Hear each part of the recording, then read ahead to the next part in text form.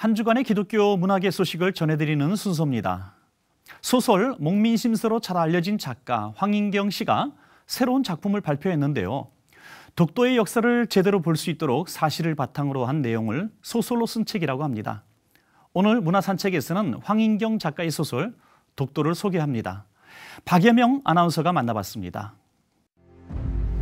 대한민국 동쪽 끝 작고 평화로운 섬 독도. 하지만 이곳은 결코 평화로울 수 없었습니다. 독도를 탐했던 일본의 잦은 침입. 하지만 그에 용감하게 맞섰던 한 사람이 있었습니다. 사연 많고 굴곡 많은 외로운 섬, 우리 땅 독도를 지켜낸 의인 안용복의 이야기를 담은 소설 독도를 만나보시죠. 황인경 작가님 오셨습니다. 안녕하세요. 네, 반갑습니다. 네, 이번에 소설 독도가 출간이 됐는데요. 어떤 네. 작품인지 좀 소개를 부탁드립니다. 네, 독도가 이제 주고요. 거기에 이제 등장하는 주인공으로서 의인 안용복을 주인공으로 썼습니다.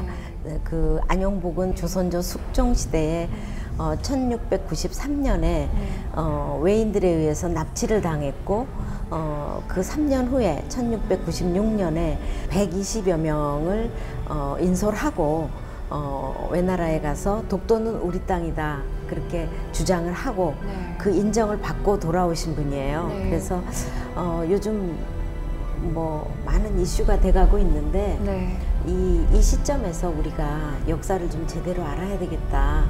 그래서 쓰게 됐습니다. 어려서부터 아버지 밑에서 배를 타던 안용복. 안용복은 건장한 체격에 지혜와 사람에 대한 배려를 갖춘 선장으로 성장했는데요. 하지만 어업을 나갈 때마다 드는 의문이 있었습니다. 분명히 우리 땅인데 외인들이 와서 낚시를 하고 여기는 조선의 땅이다.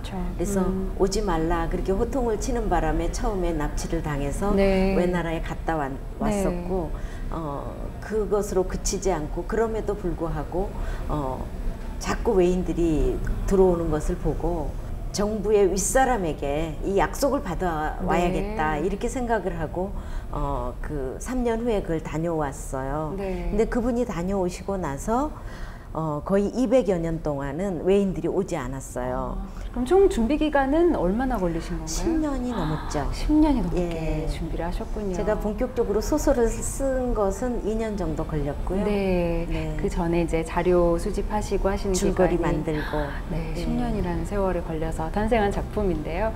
이 전작인 목민심서도 그렇고 이번에 출간된 독도도 그렇고요.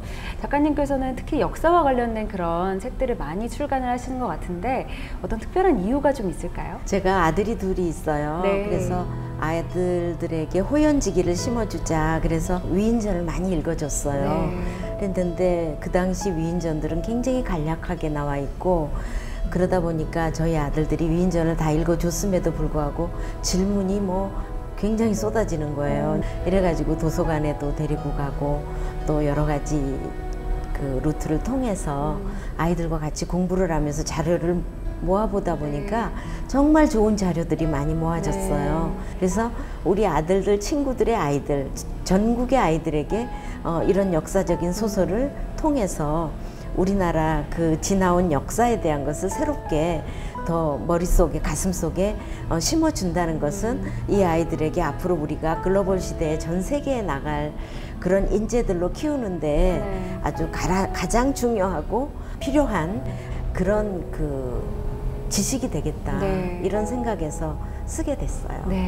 소설 장면 중에 혹시 좀 소개해주고 싶은 그런 장면이 있으실 것 같은데요. 안용복의 시대가 숙종 시대예요. 그런데 의인 안용복을 쓰고자 하면서 숙종을 연구해 보니까 굉장히 멋진 왕이었어요.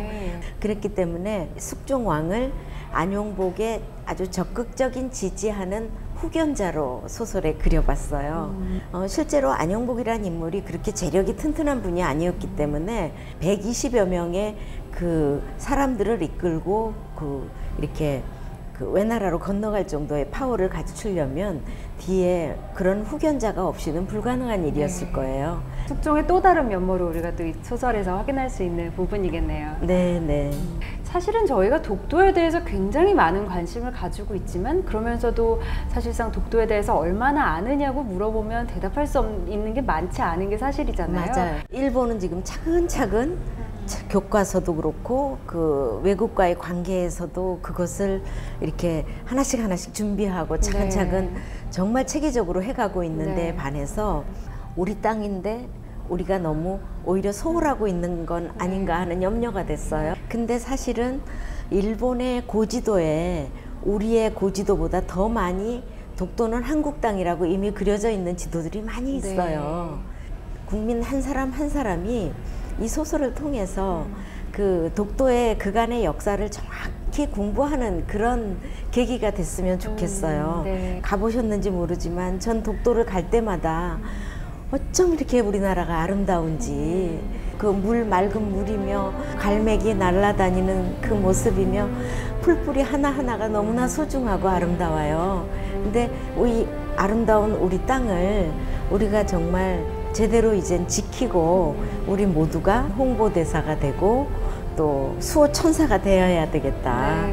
자기의 모든 혼신을 다해서 독도를 지켜내고자 그렇게 애쓰셨던 안용복 의인을 우리가 닮아서 이제는 우리가 정말 뿌듯한 자신감, 자존감으로 독도를 지켜내고 독도를 알리는 그런 역할을 해야 된다 이런 생각을 합니다.